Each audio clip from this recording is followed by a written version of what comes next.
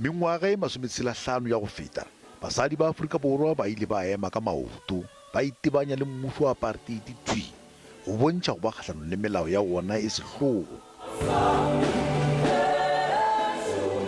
le kgono molaetseng wa gagwe go keteka letsatsi le Presidente Ramaphosa o ipileditse go moloko o moswa go gata mehlaleng ya basadi bao ba mogwanto wa 1956. The women of today are engaged in a new struggle. It is a struggle for equal rights, dignity, economic liberation, and freedom from violence.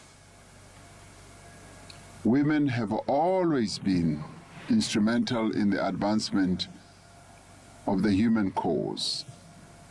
They have played a crucial role in the struggle for freedom, for justice and equality. Presidente o gateletse gore basadi ba swanetse go di goga pele matsapeng a go lwantša leuba la tlaišo ya bong. We must eradicate all forms of gender-based violence, violence against women, children, gender non-conforming persons, and members of the LGBTQI+ community. Mo Afrika Borwa kgwedi ya Agostose ke ya basadi ka kakaretso go lebeletswe le go tingwa menyetla mererong ya ikonomi.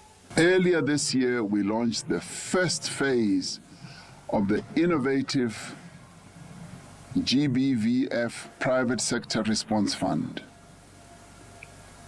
And this fund has to date received about 140 million rand in pledges. O tlaleleditse ka gore mmuso o šoma ka maatla go netefatša gore 40% ya dikontraka tša go rekela setšhaba dithoto le ditirelo di fiwa dikhamphane tša basadi. O boetse a ipiletša go lekala la poraebete go tsenya letsogo mererong ya go potlakiša matlafatšo ya basadi.